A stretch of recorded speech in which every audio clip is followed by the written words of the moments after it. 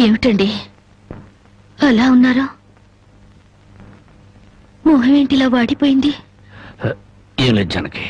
మీరు మనసులో ఏదో బాధపడుతున్నారు, నాతో చెప్పరా?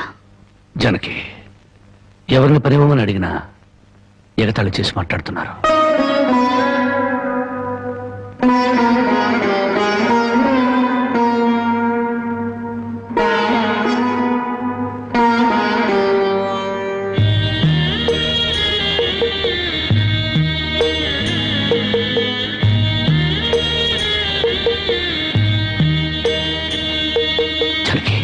రాజా అలా తలెత్తుకుని తిరిగిన నా భర్త ఎవరి దగ్గర చేతులు కట్టుకుని నిలబడకూడదు.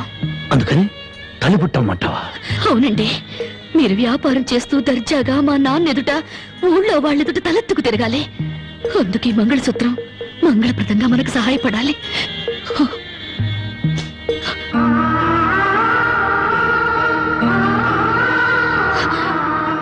ఏమండి, మీరు కంట తడి పెడుతున్నారా?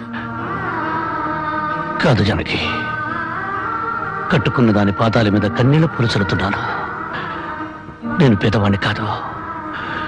నువ్వు నా పక్కనున్నంతకాలం, నువ్వు నాతో నడిచినంత కాలం నేను కోటీశ్వరుడే.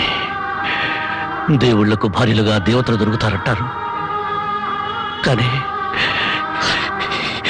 ఈ మనిషికి భార్యగా దేవత దొరికింది. అంత మాట అనకండి, వెళ్ళిరండి. వచ్చేటప్పుడు పాపకి పాల డబ్బా, బామ్మకి మందులు తీసుకురండి.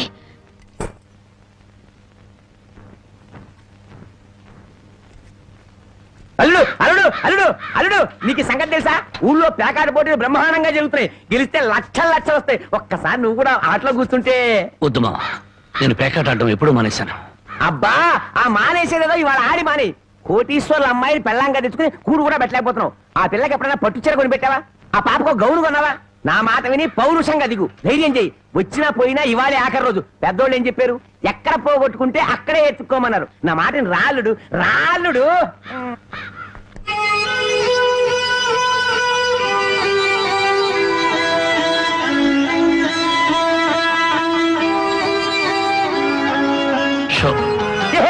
నేను చెప్పలేదు రాళ్ళుడు, ఇవాళ గెలుపు నీదే.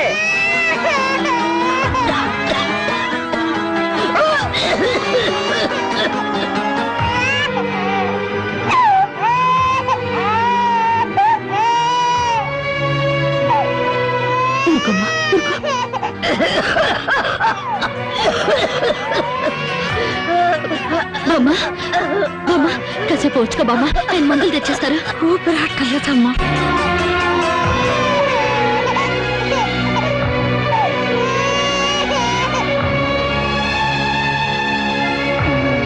షో షో షో షో.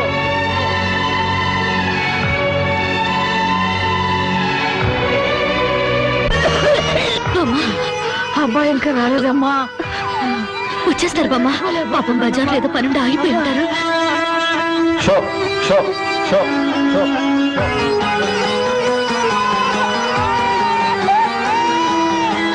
షో షో షో షో.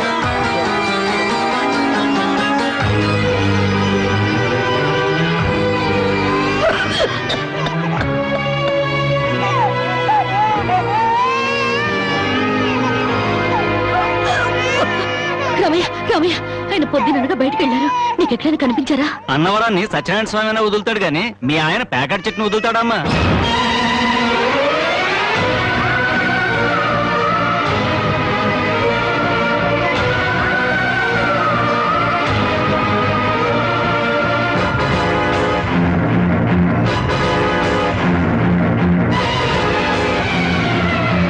షో షో షో.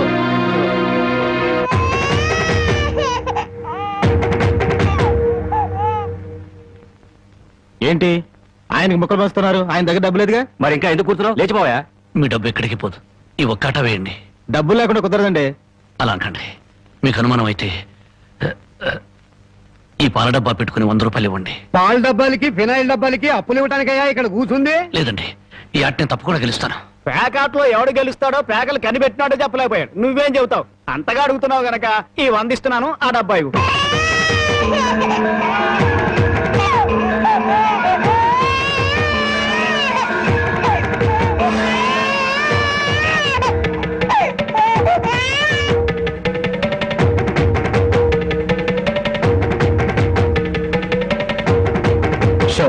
షో షో ప్యాకాడ కోసం పాల డబ్బాలు కూడా తాకడ పెట్టాడు పాపం. ఇంకేముందని పెడతాడు? ఇదిగో బాబు,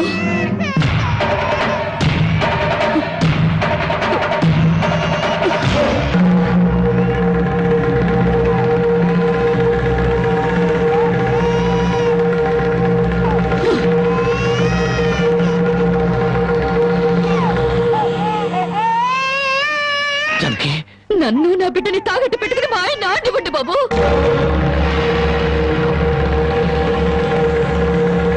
జానకి, నువ్వు ఇక్కడికి ఎందుకు వచ్చావు? భారీగా మీరు ఆడే ఆటం చూసి ఆనందపడదామని వచ్చాను. పసిబిడ్డ ఆకలిని బామ ఆరోగ్యాన్ని త్యాగం చేసి మీరు ఆడే ఆటం చూసి గర్వపడదామని వచ్చాను. జానకి, నన్ను క్షమించు జానకి, నన్ను క్షమించు. లేదండి, భారీగా నా ధర్మాన్ని నిలబెట్టుకున్నాను. భారతంలో ధర్మరాజు జూదంలో తన భార్యని పణంగా పెట్టిన భారతీయ సాంప్రదాయానికి నా మొగుడు వారసుడైనందుకు పొంగిపోతున్నాను. ఇప్పుడు నాతో పాటు నా బిడ్డని ఈ జూదంలో పెట్టి పాత పురాణానికి కొత్త అక్షరాలు చేరుస్తున్నాను. జానకి, నేను చేసిన తప్పే. సుఖాల్లో బ్రతికి నా ఇంట్లో కష్టాలు పడుతున్నా నీ కన్నీళ్లు తుడవాలని ఆడాను. మనిషిగా నీ ముందు ఓడిపోయాను. భార్యని ఆదరించడానికి ఇంతకన్నా మార్గం లేదా? జానకి,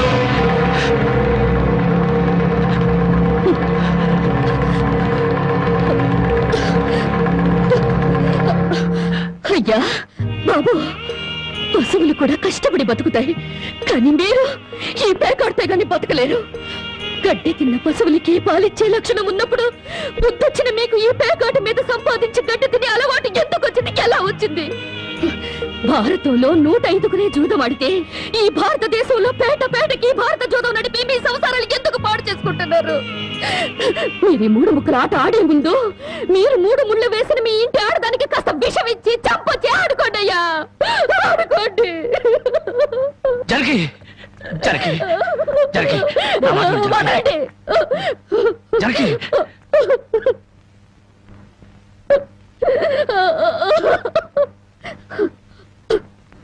బామ్మ, నేను మోసపోయాను. ఆయన్ని మనిషిగా మంచివాడిగా మార్చగలిగానని సంబరపడ్డాను. కానీ అదంతా అబద్ధం, భ్రమ. నేను చేతకాని దాన్ని, అసమర్థురాల్ని, మొగడి మనసు దిద్దుకోలేని పిచ్చిదాన్ని. నన్ను క్షమించు బామ్మ, ఇక నేనేమి పట్టించుకోను. నీ మనవరాల్ని మనవణ్ణి బాగు చేసుకుంటావో పాడు చేసుకుంటావో నీ ఇష్టం.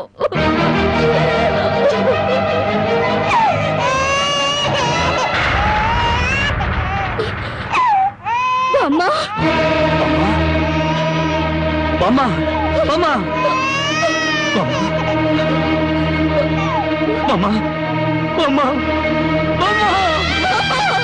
బామ్మ.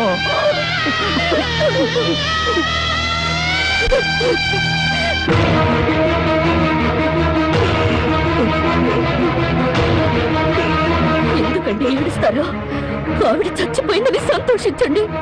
మీరింకేం పని చేసినా అడగడానికి పెద్ద దిక్కు లేదు. మీరేం చేసినా అడగడానికి ఆ పసిదానికి నోరు లేదు. నేను కూడా పోతే మీకు అడ్డు చెప్పేవాళ్ళు, మీ కాళ్ళకి అడ్డు పడేవాళ్ళు కానీ వంటనే ఉంటారు.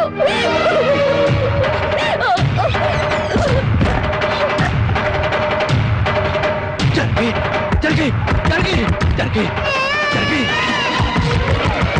జానకి, జానకి, జానకి, జానకి, జానకి, నా మాట విను జానకి. జానకి, అంతగా ఇచ్చం చేసుకోవద్దు. గుడ్డిపెట్టిగా ఉన్నప్పుడే నా కన్నతల్లి కన్ను మూసింది. నా తండ్రి దూరం అయ్యాడు. గుండెల మీద పెట్టి పెద్ద చేసిన బామ్మ కూడా చచ్చిపోయింది.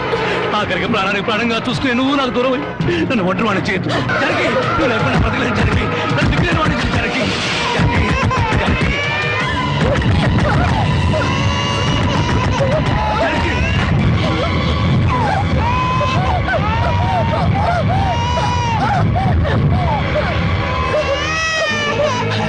జనకి, జనకి, జనకి, జనకి,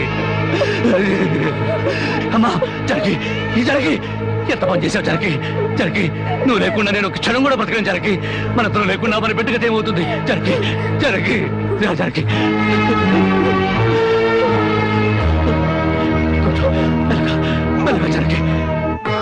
జనకి, జనకి, ఒకసారి బిడ్డను చూడు జనకి. నువ్వు లేకపోతే బిడ్డ దిక్కులేని అయిపోతుంది. నేను లేకపోయినా పర్వాలేదు, కానీ బిడ్డకు నువ్వు కావాలి. నీకు ఇష్టం లేకపోతే నేను శాశ్వతంగా దూరం అయిపోతాను. కానీ నువ్వు చావడానికి వీల్లేదు, నువ్వు చావడానికి వీల్లేదు జనకి. కానీ నువ్వు మాకు కావాలి, మాకు నువ్వు కావాలి. నువ్వు లేకపోతే నేను బ్రతకలేదు జనకి, నేను బ్రతకలేదు.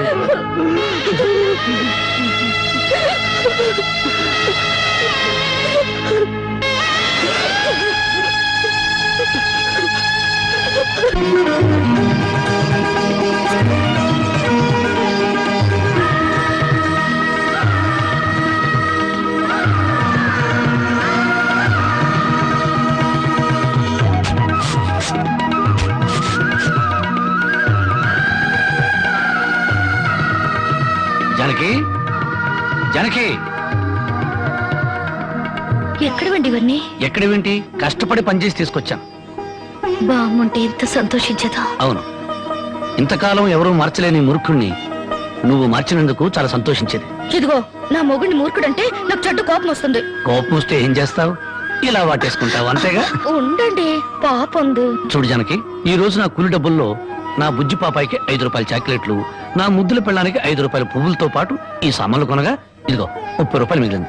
అబ్బా, ఈ లెక్కలన్నీ నాకు చెప్పాలా? మరి నా సంపాదన నా ముద్దుల పెళ్ళానికి కాకుండా పక్కింటోడి పెళ్ళానికి చెప్పమంటావా? చాలండి, స్నానం చేద్దరు పదండి. పద.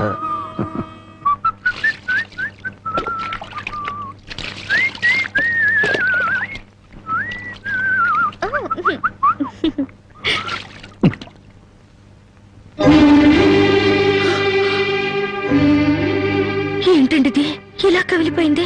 ఏ లేదు జానకి, కొత్తగా మూటలు మోయడం కదా, 4 రోజులు పోతే అదే సర్దుకుంటుంది. నువ్వు సోపరొద్దు. ఇప్పుడు రాజకుమారులా ఉంటే మీరు నా కోసం కూలి వాళ్ళ మూటలు మోస్తున్నారు. జానకి, మహారాణిలా ఉండే నువ్వు నా కోసం వస్త్రం లేదు, దాని ముందు ఇదంతా. మనం తలెత్తుకుని బ్రతకడం కోసం తలదించుకుని మూటలు మోయడంలో తప్పులేదు జానకి.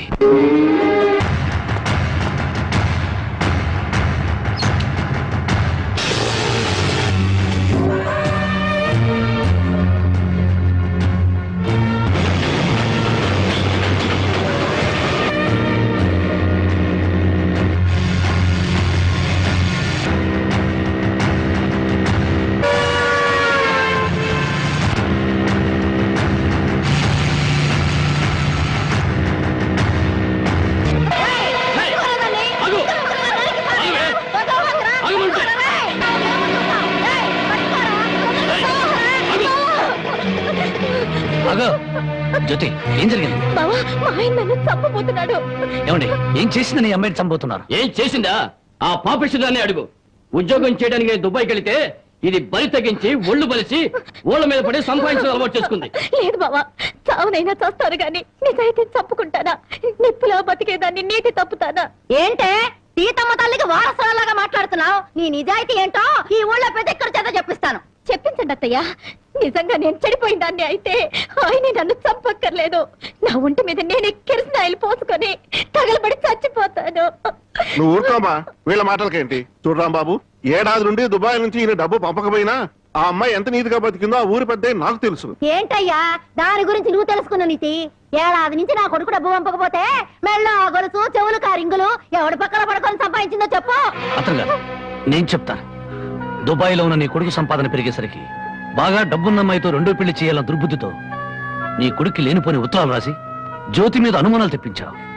ఆ అనుమానంతో నువ్వు డబ్బు పంపకపోయేసరికి 10 మందిలో నీ పరువు పోతుందని రాత్రిపూట మా ఊరుచి కూలి పని చేసి కడుపుకు తిండి కూడా సరిగ్గా తినకుండా డబ్బు దాచిపెట్టి గిల్టి నగలు వేసుకుంది.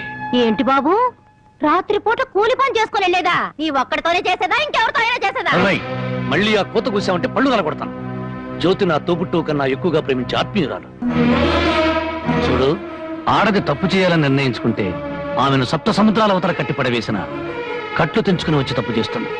కానీ ఇతనే నా భర్త అని నమ్మిన ఆడది ఎంతటి మహారాజు వచ్చినా సరే కన్నెత్తు కూడా చూడదు.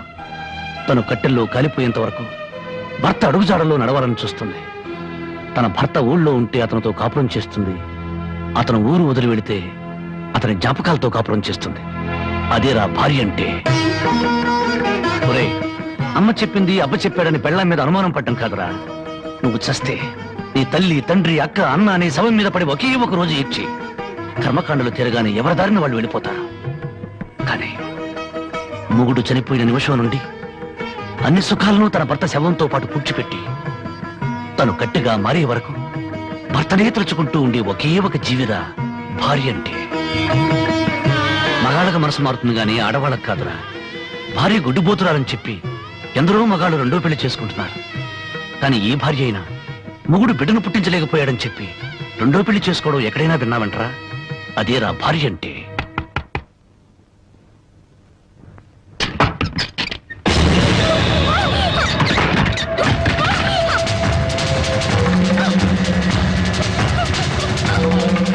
అంతెందుకు, నా సంగతి తీసుకో. భార్య తాళి కూడా ఆమె జోదం వాడిని వాడిరా నేను. అలాంటి నాకు తన రక్తం ఆమె అన్నం పెట్టిందిరా నా భార్య. చివరకు ప్రాణాలు తీసుకునేనా సరే నన్ను కాపాడాలనుకుంది. ఆ దేవత సాక్షిగా చెప్తున్నాను, నా మాటమ్మ జ్యోతి అమాయకురాలు.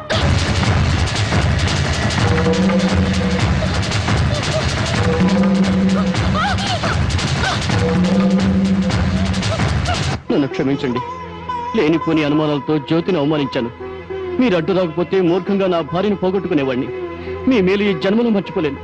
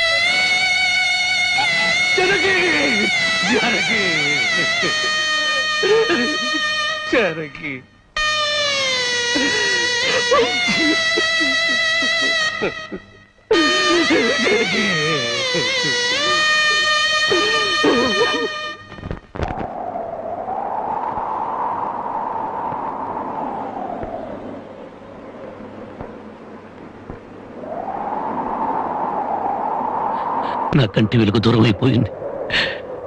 నా కష్టాల్లో, సుఖాల్లో, బాధల్లో, బాధ్యతల్లో నాకు తోడుగా నిలబడి నన్ను మనిషిగా నిలబెట్టిన దేవత అందరంతా ఎత్తుకెదిగిపోయింది. అందుకోలేనంత దూరం చేరుకుంది. ఆమె చివరి మాటకు, చివరి చూపు కూడా నోచుకోలేని దురదృష్టవంతుడయ్యాను. ఇప్పుడు చెప్పు, గృహలక్ష్మిలా నా గడపలో అడుగుపెట్టిన నా ప్రాణ ఇల్లాల్ని నేను చంపుకుంటానా? నా జీవితంలో చీకటిని చంపి వెలుగును పంచిన నా ప్రాణదీపాన్ని నేనే ఆర్పేసుకుంటానా? మీ నాన్న కోట్ల ఆస్తి ఆశ చూపించినా నా భర్తే నా దైవం, నా భర్తే నా ప్రాణమును నన్నే అంటి పెట్టుకుని నేను పోసే గంజి నీళ్లే పంచపక్ష ప్రమాణాలుగా భావించిన మీ అక్కను నేను చంపుకుంటానా? మరి మా నాన్న అలా చెప్పాడే. మీ నాన్న పశువు పారాణతో కూతుర్ని అత్తవారింటికి పంపించాల్సిన మీ నాన్న వాడి మీద పడుకోబెట్టిన కూతురి శవాన్ని చూడడానికి కూడా రాలేదు. పట్టుదల పంతాలతో కూతుర్ని సాధించాలనుకున్నాడే గాని కట్టుకున్న వాడి చేత కురవి పెట్టించుకుని తన ప్రేమను నిరూపించుకున్న సగటు ఇల్లాలి పౌరుషాన్ని మర్చిపోయిన దుర్మార్గుడి మీ నాన్న. అటువంటి వాడి మొహం ఒక్కసారి చూస్తే పంచమహాపాతకాలు చుట్టుకుంటాయి. వద్దు బాబు, అంత మాట అనొద్దు. నువ్వెందుకు వచ్చావు? క్షమించు బాబు. నా కూతురు నీతో కాపురం చేస్తూ ఆత్మహత్య చేసుకోవాలని ప్రయత్నించనని తెలుసుకున్నాను. అందుకే దాని చావుకు కారణం నువ్వేనని అనుమానించాను, ద్వేషించాను. కానీ నువ్వు చెప్పే వరకు నిజం నాకు తెలియదు బాబు. తెలియకుండా నేను అనుమానించినందుకు నన్ను క్షమించు బాబు. మరి నా బిడ్డ చావుకు కారణం ఇంకెవరా? పావుకు పాలు పోసి పెంచినట్టు పెంచావే నీ మేనలుడు. వాడే మా బ్రతుకుల్లో విషం కెక్కాడని నా అనుమానం. నా మేనలుడా? అవును. వాడిని జైలుకు పంపావని నా మీద, వాడికి దక్కలేదని నీ కూతురు జనకి మీద కచ్చికట్టి ఉంటాడు. అందుకే వెతుకుతున్నాను. నా అనుమానమే నిజమై వాడే నా తల్లిని చంపింది నాన్నని నా కూతురు వెలితో చూపించిన క్షణాన వాడు బ్రతకడు. వాడిని ముక్కలు ముక్కలుగా చేసి నా జనకి సమాధి మీద చల్లుతాను. బాబు, ఇంకా ఎందుకు ఈ పగలు ప్రతీకారాలు? ఇప్పటికే పసిపిల్ల తల్లి లేనిదయింది. నువ్వు కూడా జైలుకెళ్ళి దీనికి దూరం అయిపోతావా? క్షమించండి. ఈ ఆవేశమే నన్ను ఇప్పటిదాకా బ్రతికించింది. ఈ ప్రతీకారమే నన్ను నడిపిస్తోంది. నా జానకిని బలిగున్న ఆ దుర్మార్గుడు చావు కల్లారా చూసేదాకా ఈ నడక ఆగదు. ఏమిట్లా నువ్వు చెప్పేది? మావాళ్ళుడు ఇద్దరు ఒకటైపోయారన్నమాట. ఇప్పటికే ఆలస్యం అయిపోయింది. రేపు మన ఊళ్ళో జరగబోయే జాతరలో ఆ రాంబాబు గారు నా కోసం తప్పకుండా వెతుకుతాడు. అక్కడ జాతరలోని అమ్మోరికి బలిచ్చేది మేకల్ని పోతుల్ని కాదు, ఆ రాంబాబు గారిని, వాడి కూతుర్ని.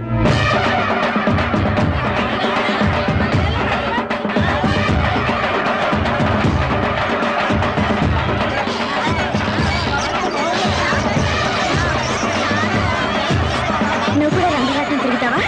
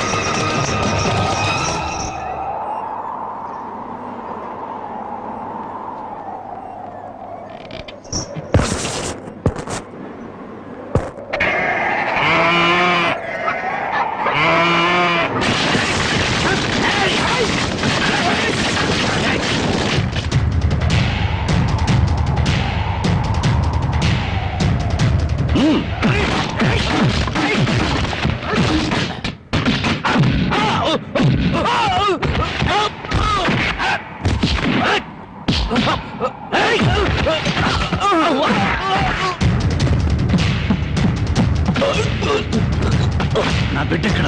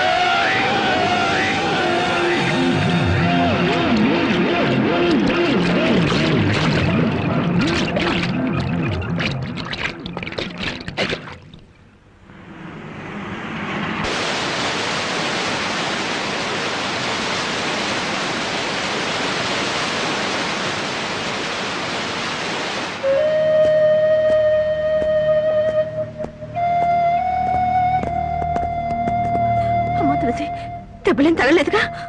బాబు, నా ఆస్తి మొత్తం పోసైనా నేను విడిపించుకుంటాను. మనస్ఫూర్తిగా నా అల్లుడుగా చేసుకుంటాను. మావయ్య, జానకితో నిండిపోయిన గుండెలో మరో స్త్రీకి చోట్లేదు.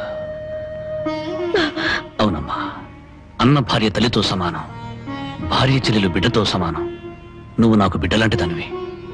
నీకు నాకంటే మంచి మొగుడొస్తాడు. నా బిడ్డను నీ బిడ్డగా చూసుకో, అదే నా కోరిక.